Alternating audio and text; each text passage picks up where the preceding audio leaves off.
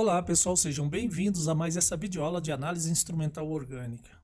Dando continuidade àquela série de videoaulas sobre espectroscopia no comprimento de onda do ultravioleta e do visível, hoje eu vou falar com vocês sobre a regra de Woodward para enonas e compostos carbonilados alfa-beta insaturados.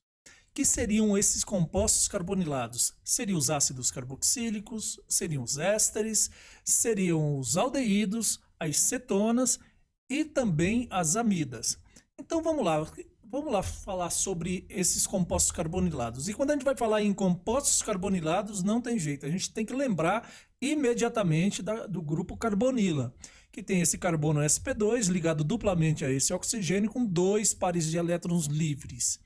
E as possíveis transições que são observadas são elas, as transições pi-pi estrela, que acontece aproximadamente 190 nanômetros, a N sigma estrela, aproximadamente 150 nanômetros, e a N-pi estrela, que acontece ali em aproximadamente 270 nanômetros. A gente não pode esquecer que isso aqui é uma banda de baixa absorção, e é uma transição proibida.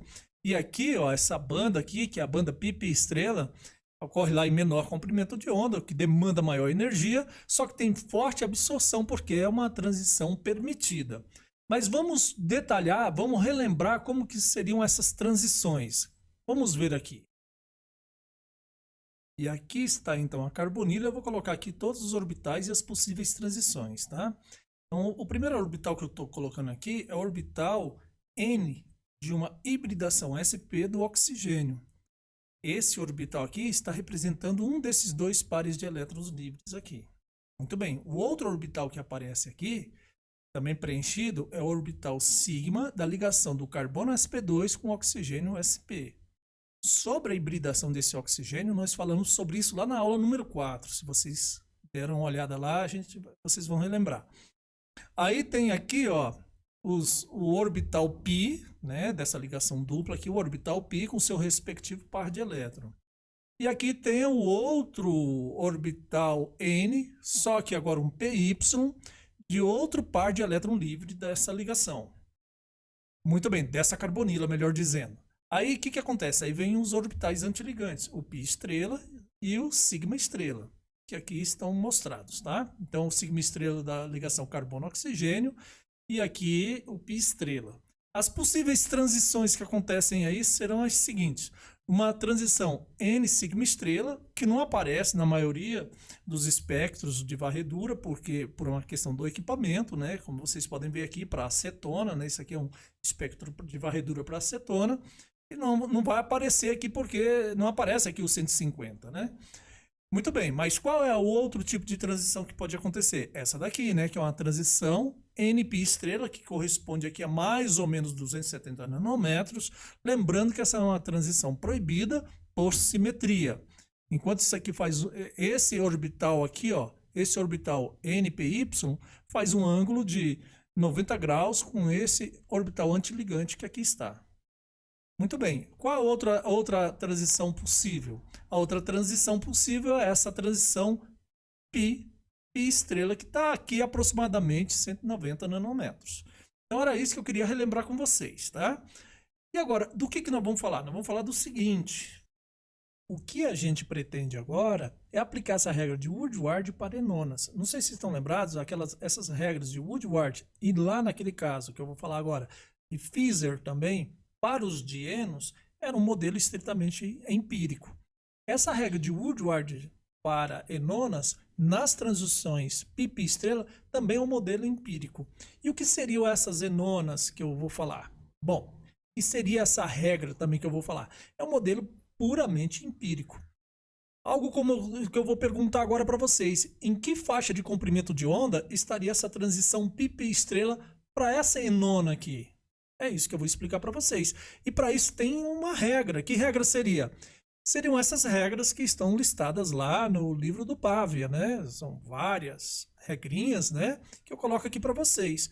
Mas para fazer isso, o melhor seria a gente aplicar essas regrinhas a essa substância que eu coloquei aqui. Então vamos lá. Lembre-se que aqui a gente vai ter uma série de regrinhas.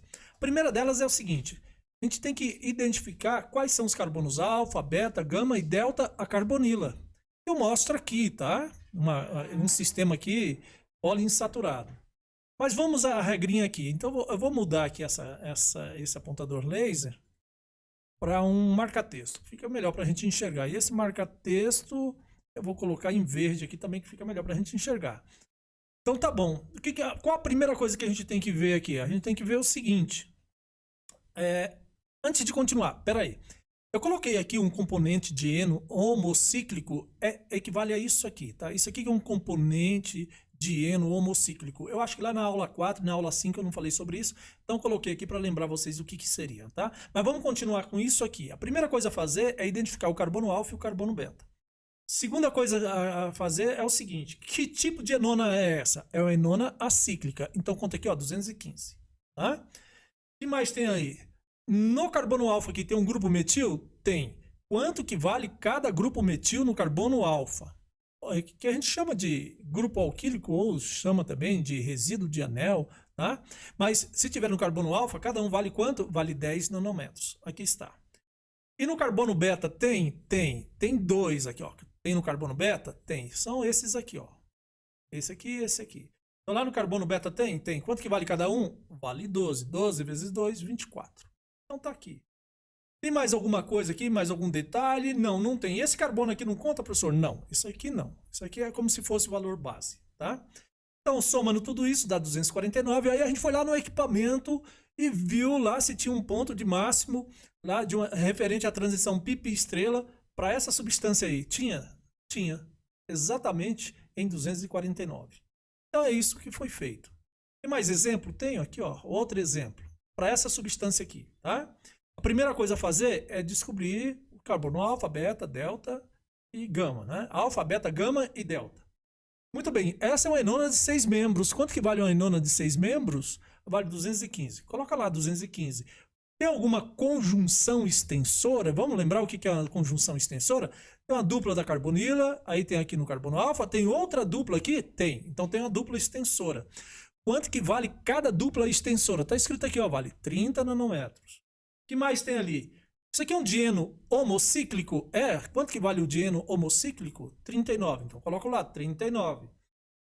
Tem algum resíduo aqui nesse carbono da dupla, nesse carbono da dupla, nesse carbono da dupla ou nesse carbono da dupla? Resíduo seria como se tivesse um carbono ligado a um desses carbonos sp2 aqui. Tem esse aqui, ó. Tá? Esse aqui que é o resíduo.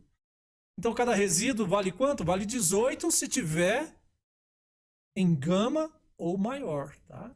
Então, tá aqui. Aí, somando tudo isso, dá 302. Experimentalmente, quanto que deu? Deu 300. Mais um exemplo, para a gente ficar craque nisso. O que tem aqui? Tem uma enona, um anel de 5 membros. Então, começa em 202, tá? Eu já identifiquei aqui o carbono alfa e o carbono beta. Tem algum resíduo beta aqui? Tem. Tá aqui, ó. Carbono beta aqui, ó. Tem 2 resíduos. No carbono alfa não tem, mas no carbono beta tem 2 resíduos. Cada um vale 12. 2 vezes 12 dá 24. Agora, olha para essa dupla aqui. Tá vendo essa dupla? Essa dupla é exocíclica em relação a esse ciclo. Quanto que vale isso? Vale 5. Tá lá, a dupla exocíclica vale 5. Tá aqui escrito aqui, ó. Tá? Então, somando tudo isso, deu 231. Observado foi quanto? 226. Então, ok. Vamos para mais um outro exemplo. Esse exemplo aqui, ó, de novo, você identifica carbono alfa e carbono beta. Isso aqui é um anel de 5 membros, vale 202. Tem um bromo ao carbono alfa, tá aqui, ó, bromo ao carbono alfa vale 25. O que mais tem? Tem aqui, ó, resíduo aqui, outro aqui, 2 resíduos. Vale 24 os dois juntos, cada um valeria 12.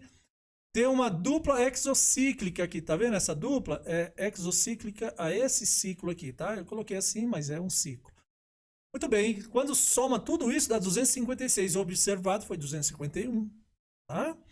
E tem mais aqui, ó, mais um outro exemplo, um último exemplo para vocês. Primeira coisa a fazer, alfa, beta, identificar carbono alfa, beta, gama. Fez isso? Tá.